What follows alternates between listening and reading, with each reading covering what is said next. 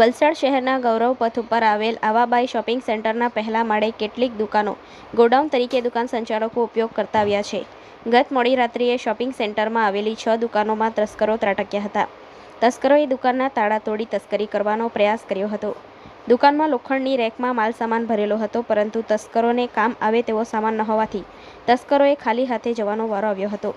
બીજા દિવસે દુકાન સંચાલક ગોડાઉનમાં સામાન લેવા આવ્યો ત્યારે 6 દુકાનોના તાળા તૂટેલી હાલતમાં જોવા મળ્યા હતા. ગોડાઉનમાં લાગેલા સીસીટીવી કેમેરા ચેક કરતા તસ્કરોની તમામ હરકતો કેમેરામાં કેદ થઈ હતી. તસ્કરો પોલીસના પેટ્રોલિંગથી બચવા પહેલા માળે તસ્કરી કરવાનો પ્લાન બનાવ્યો હોવાનું અને પોલીસ વાહનથી બચવા પાડી પાછળ છુપાતા હોવાનું સીસીટીવીમાં કેદ થયું હતું. વેપારીએ બનાવ અંગે સિટી પોલીસને જાણ કરી હતી. પોલીસ જવાનોનું વલસાડ શહેરમાં પેટ્રોલિંગ વધારવા વેપારીઓએ માંગ કરી છે.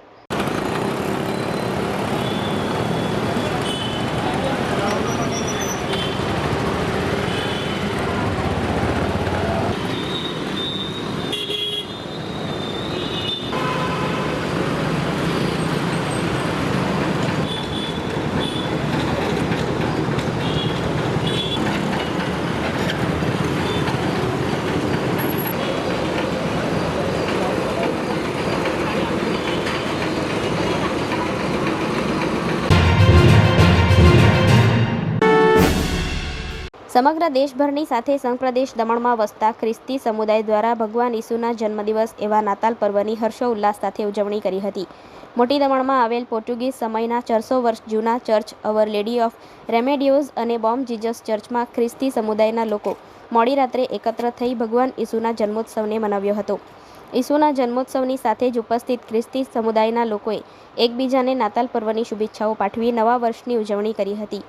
ઉલ્લેખનીય છે કે દમણમાં પોર્ટુગીઝ સમયમાં બનેલા ઐતિહાસિક ચર્ચમાં નાતાલ પર્વની ઉજવણી નિમિત્તે ચર્ચને રંગબેરંગી લાઇટિંગનો શણગાર કરવામાં આવે છે. આ દિવસે ખાસ વિશેષ પ્રાર્થનાનું પણ આયોજન કરવામાં આવે છે. કહેવાય છે કે નાતાલ પર્વને ધ્યાનમાં રાખી સમગ્ર વિશ્વના ખ્રિસ્તી સમુદાયના પરિવારો 25 દિવસનો ઉપવાસ રાખે છે. સાથે ઘર અને આસપાસના રસ્તાઓ પર રોશનીનો શણગાર કરે છે. તો આ સાથે દરરોજ પ્રાર્થના સભા તથા ઈસુના ગીતો ગાવાની સાથે ઘરમાં વિવિધ સ્વાદિષ્ટ ભોજન મીઠાઈ બનાવી નાતાલ પર્વની ઉજવણી કરતા હોય છે. ત્યારે આ વર્ષે પણ દમણના મોટી દમણ જ્યાં ખ્રિસ્તી પરિવારોના ઘરો પર નાતાલ પર્વ નિમિત્તે વિશેષ લાઇટિંગ જોવા મળી હતી.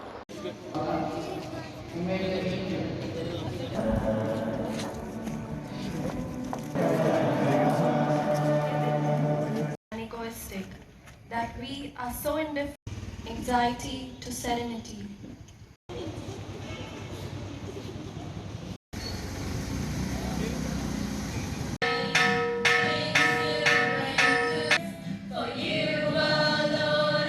May also delight in his gladness in.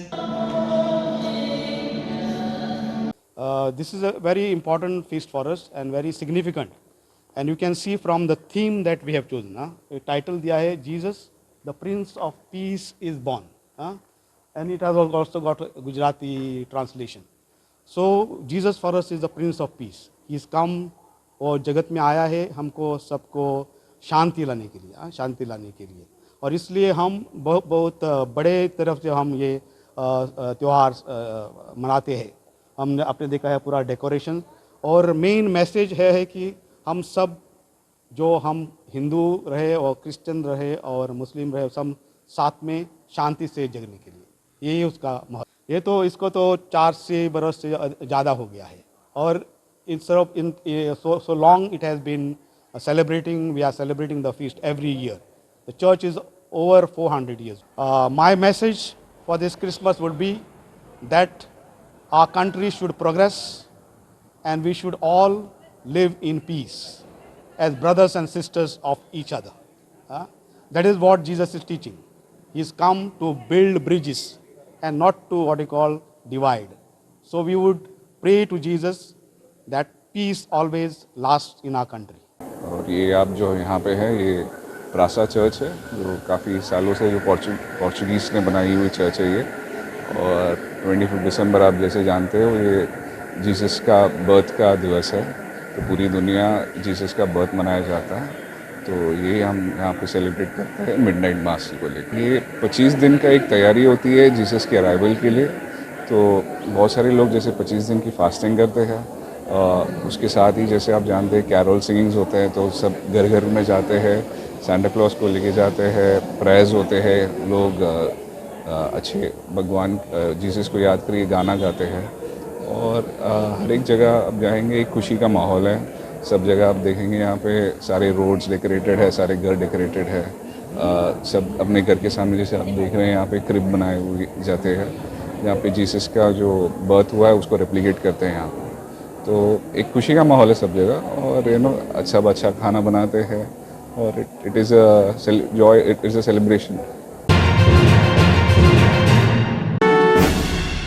Vapi Chala Patel Faliya ખાતે આવેલા કામલી સમાજના હોલમાં આજે કામલી જ્ઞાતિ મંડળની વાર્ષિક સાધારણ સભાનું આયોજન કરાયું હતું, જેમાં આગામી 28 એપ્રિલ 2024ના રોજ યોજાનારા સમાજના સમૂહ લગ્નોત્સવમાં જોડાવા માટે સમાજના યુગલોને આગ્રહભરી વિનંતી કરવામાં આવી હતી.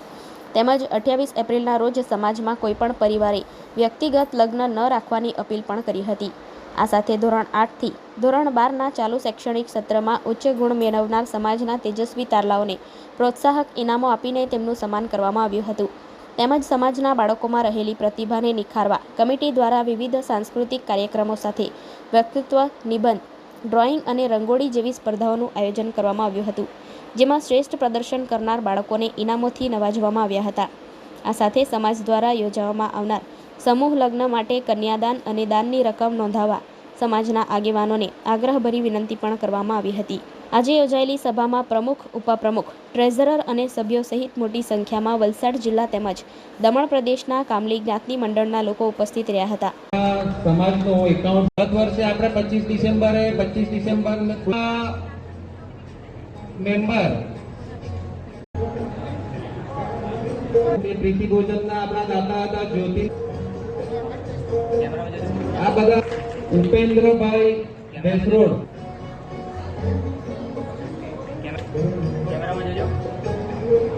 આજે કામલી જ્ઞાતિ મંડળની વાર્ષિક સાધારણ સભા યોજવામાં આવી છે. એ વાર્ષિક સાધારણ સભામાં અમે સમાજને લગતા અનેક કામો કરીશું, જેવા કે અમે સભ્ય ફી, વાર્ષિક સભ્ય ફીનું અમે આયોજન કર્યું છું કે ઘર દીઠ અમે બાગડી દીઠ 600 રૂપિયા સભ્ય ફી અમે ગામે ગામથી લઈશું, અને એ સભ્ય ફી થકી અમે સમાજને લગતા અનેક કામો કરીશું. જેવા કે અમે સમાજમાં આ વર્ષે અમે સમાજનું આખા હોલનું રિનોવેશન કર્યું. એ સિવાય અમારો આગળનો પ્લાન છે કે અમે દર વર્ષે એક ફ્રી મેડિકલ કેમ્પ યોજીશું, જેના થકી સમાજના જે પણ બીમાર વ્યક્તિઓ હોય એ લોકોને અમે ફ્રી ઓફ કોસ્ટ આપણે સારવાર આપીશું. એ સિવાય અત્યારે અમારે લાસ્ટ કારોબારી મિટિંગમાં એ પણ ડિસ્કસ થયું કે વિધવા સહાય યોજના પણ ચાલુ કરીશું અને બીજા સમાજને લગતા અનેક કામો કરીશું. અમે આજની સાધારણ સભામાં તેજસ્વી તારલાઓનું પણ સન્માન કરીશું. એ સિવાય અમે બીજા ઘણા કામો સમાજને લગતા વિચાર કરતા છે, અને આગળ પણ અમે સમાજ ઉપયોગી કામો કરીશું.